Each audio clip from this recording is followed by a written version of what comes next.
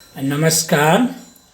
जैसा कि हम सब जानते हैं कि हिंदी साहित्य इतिहास में 1900 ईस्वी से लेकर 1920 ईस्वी तक का कालखंड आचार्य महावीर प्रसाद द्विवेदी के नाम पर द्विवेदी युग के नाम से जाना जाता है।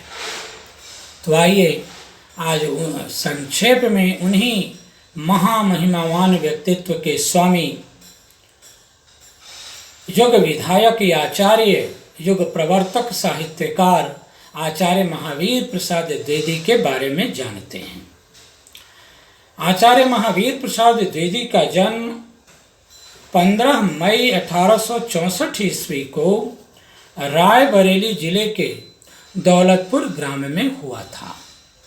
उनके पिता पंडित राम सहाय द्विवेदी और पितामह पंडित हनुमंत द्विवेदी थे।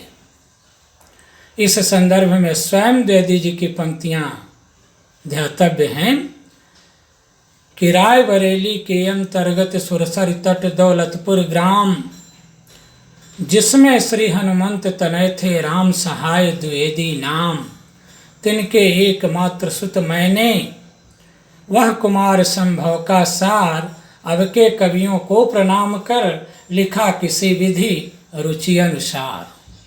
यहीं यह भी जान लेना चाहिए कि महावीर प्रसाद द्विवेदी का भी मूल नाम महावीर सहाय द्विवेदी ही था, किंतु उनके स्कूली शिक्षक के द्वारा सहाय की जगह भूलवश प्रसाद लिख दिया गया, जो बाद में प्रचलित हो गया।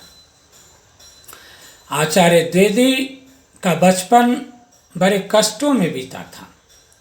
उनके पिता एक फौजी थे और 1857 ईस्वी के स्वाधीनता संग्राम में वे विद्रोही हो गए थे, जिसके कारण उन्हें बहुत दिनों तक इधर उधर भटकते रहना पड़ा था, जिसका उनके परिवार पर प्रतिकूल प्रभाव पड़ा था। आचार्य द्विवेदी की आरंभिक शिक्षा बड़ी कठिनाइयों से गुजरी। कहना चाहिए कि उन्हें स्कूली शिक्षा कम ही प्राप्त हुई और उन्होंने स्वाध्याय तथा संबंधियों के संसर्ग द्वारा अधिकाधिक ज्ञानार्जन किया। उल्लेखनीय है कि उनका पूरा परिवार धार्मिक और विद्या व्यसनी था, जिसका भरपूर लाभ उन्हें प्राप्त हुआ। वे संस्कृत, हिंदी, अंग्रेजी, उर्दू, अरबी, फारसी आदि कई भाषाओं के जानकार थे। आजीविका के क्षेत्र में आचार्य महावीर प्रसाद द्विवेदी प्रथमतः रेलवे में सिग्नलर हुए, उसके बाद इंस्पेक्टर से टेलीग्राफ इंस्पेक्टर और फिर डिस्ट्रिक्ट सुपरिटेंडेंट के चीफ क्लर्क बने।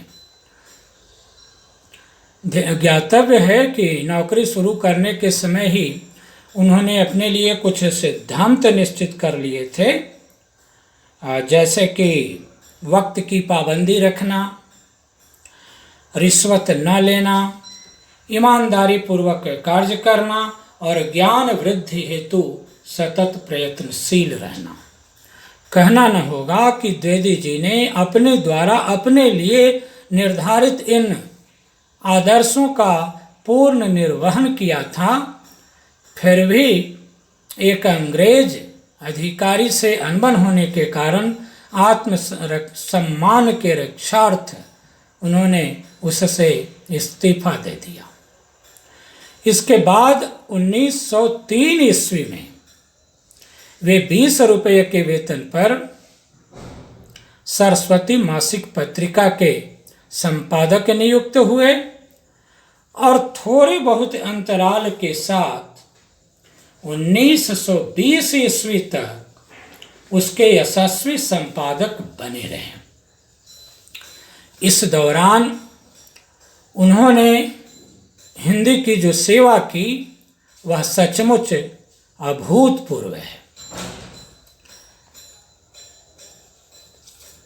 उन्हें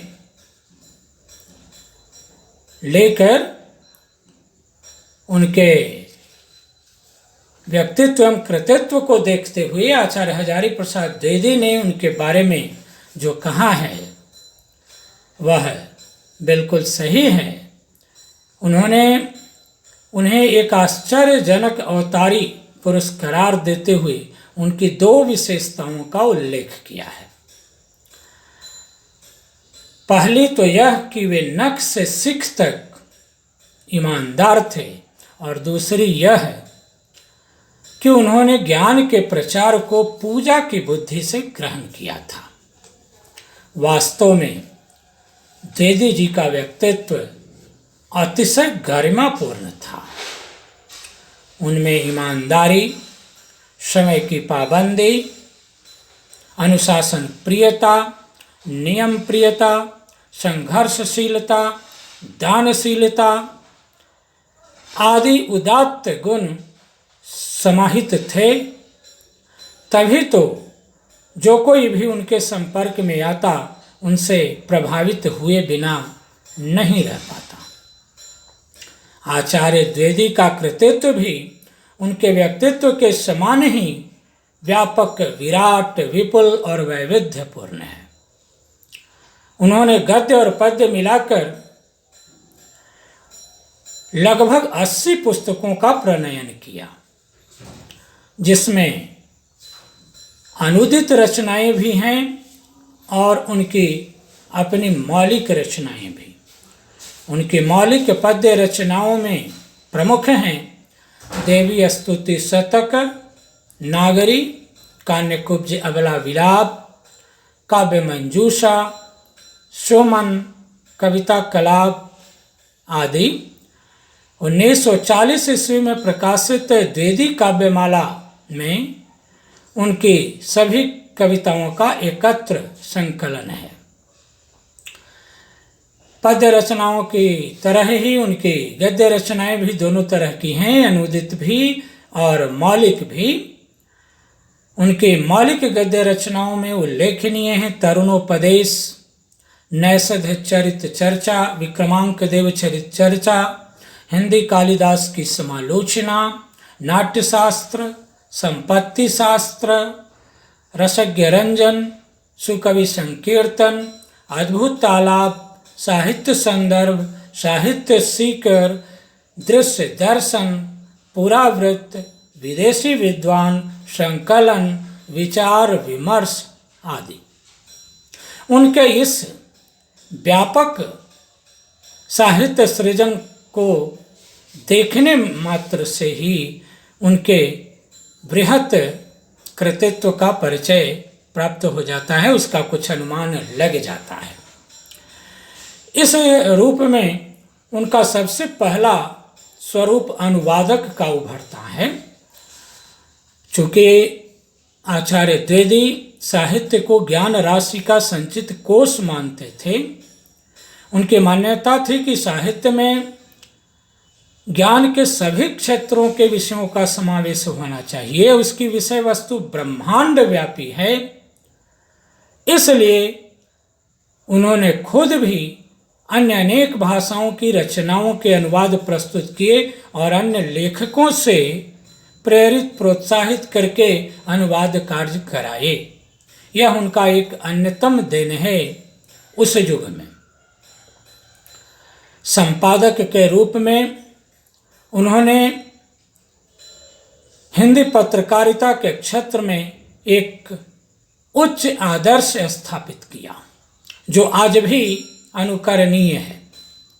सरस्वती का संपादन भार ग्रहण करते ही उन्होंने फिर एक बार अपने लिए स्वयं कुछ सिद्धांत निश्चित कर लिए थे, यथा समय की पूर्ण पाबंदी रखना, मालिकों का विश्वास भाजन बनने की चेष्टा करना,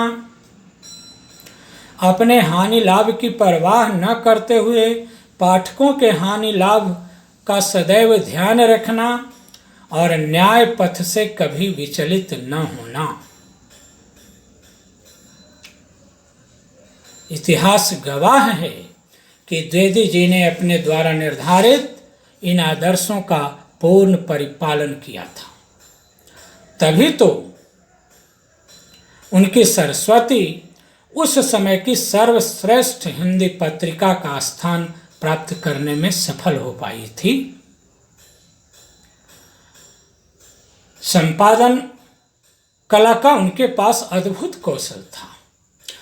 उस समय के अनेक कवियों और लेखकों ने इस बात पर आश्चर्य प्रकट किया है कि मूल रचना और संपादित प्रकाशित रचना में जमीन आसमान का फर्क देखने में आ जाता था। उसे पहचान पाना मुश्किल होता था, इतना अधिक सुधार और परिष्कार उसमें किया हुआ रहता था। और यह करने वाले अकेले पुरुष थे आचार्य महावीर प्रसाद द्विवेदी।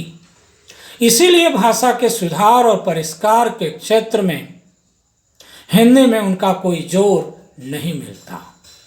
पंडित विश्वनाथ प्रसाद मिश्र ने ठीक कहा है कि भाषा के सुधार के क्षेत्र में महावीर प्रसाद द्विवेदी ने अकेले जितना काम किया है उतना किसी दूसरी भाषा में अकेले किसी अन्य विद्वान ने नहीं किया होगा।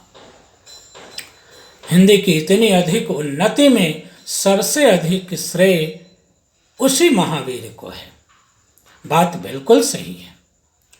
द्विवेदी जी ने अत्यंत मनोयोग पूर्वक उस समय के रचनाकारों से प्राप्त रचनाओं में भाषागत अशुद्धियों को दूर करते रहते थे।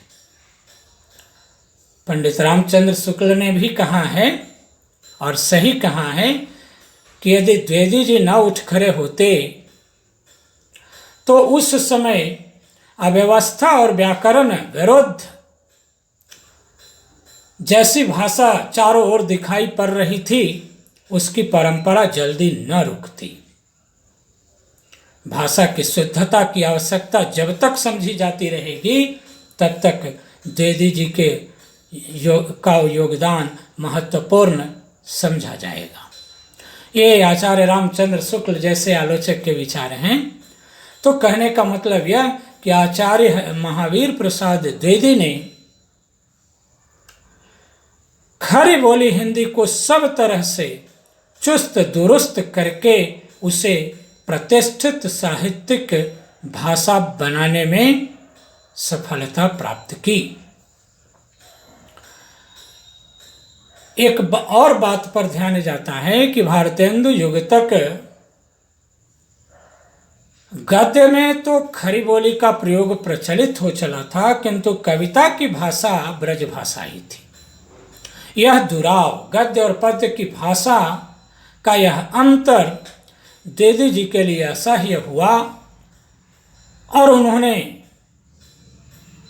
इस बात के लिए पूरा जोर लगा दिया कि नहीं, गद्य और पद्य दोनों की भाषा एक ही होनी चाहिए और वह खरी बोली ही होनी चाहिए। इसके लिए उन्हें अपने समय के स्थापित विद्वानों से लोहा भी लेना पड़ा, लेकिन उसकी उन्होंने कोई परवाह नहीं की और उनके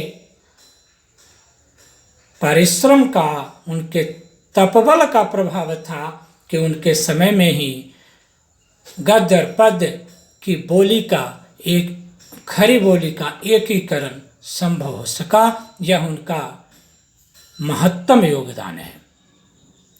किसी कवि ने ठीक ही कहा है इस ओर इशारा करते हुए कि भारतेंदु कर गए भारती का भी ना निर्माण, भारतेंदु कर गए भारती का भी ना निर्माण, किया अमर स्पर्शों ने उसमें बहुविधि स्वर संधान, निश्चय उसमें जगा आपने दिव्य स्वर्ण झंकार, अखिल देश की वाणी को दे दिया एक ही आकार।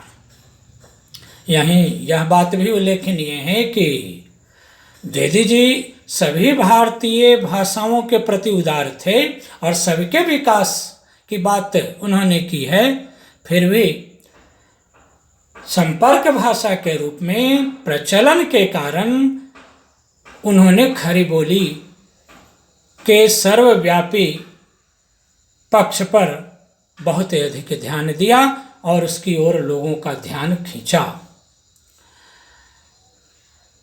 आचार्य महावीर प्रसाद द्विवेदी एक श्रेष्ठ निबंधकार थे। उन्होंने लगभग 300 निबंधों की रचना की है, जिन्हें मुख्य रूप से 4 वर्ग श्रेणियों में रखा जा सकता है। एक तो विभिन्न पत्र पत्रिकाओं, विशेषकर सरस्वती में प्रकाशित निबंध। दूसरे, स्वतंत्र पुस्तक संकलन में प्रकाशित निबंध। 3, विभिन्न पुस्तकों की भूमिका के रूप में लिखित निबंध।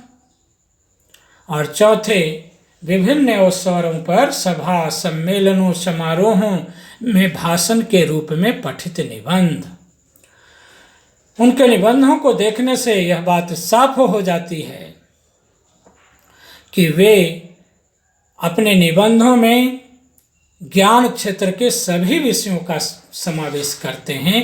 उन्होंने शायद ही कोई ऐसा पक्ष होगा जीवन का और ज्ञान क्षेत्र का जिस पर उन्होंने कलम न चलाई हो। उस समय की सरस्वती के पुराने अंकों में विज्ञान पर जितना लिखा गया, मुझे लगता है आज भी उतना नहीं लिखा जा रहा।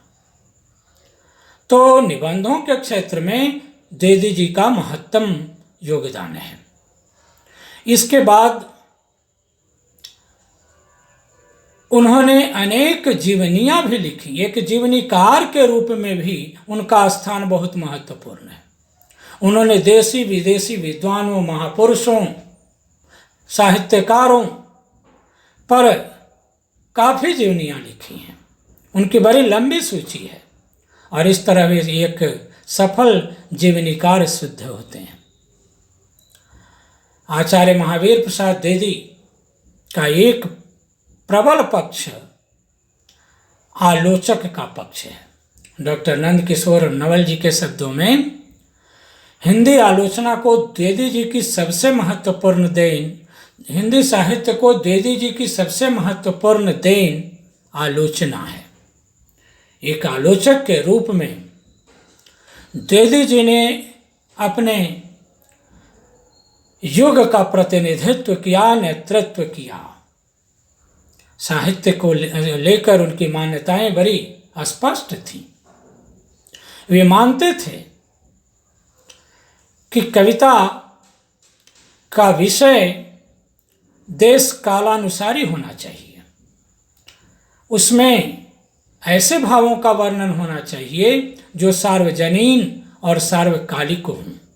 वे मर्यादाबद्ध न हों, क्योंकि प्रायः सभी देशों और सभी कालों के मनुष्यों के विकार एक से होते हैं, लगभग समान होते हैं। इसलिए उसमें वैसे ही भावों का चित्रण होना चाहिए। द्विवेदी जी कविता को रीतिकालीन रूढ़ी बद्धता से बाहर निकालकर सामंती रुचि से दूर करके जन सामान्य की कविता बनाने के पक्षधर थे। पुनः वे कविता में मनोरंजन और उपदेश दोनों को अनिवार्य मानते थे। दोनों उनके लिए जरूरी बातें हैं। काव्य भाषा को मुहावरेदार होना चाहिए। इससे उनकी लोक संशक्ति का संकेत मिलता है। यह अलग बात है कि द्विवेदी जी के को छायावाद जैसे काव्य आंदोलन के प्रति न्याय न करने की बात कही जाती है और इसमें बहुत कुछ दम भी है। लेकिन द्विवेदी जी जिस समय और समाज की उपज थे, उनकी मान्यताएं स्पष्ट थीं। वे मर्यादावादी थे, आदर्शवादी थे और जिस रचना को समाज के अनुकूल नहीं समझते थे, उसे वे स्वीकार करने के पक्ष में नहीं रहते थे। जो भी हो, द्विवेदी जी के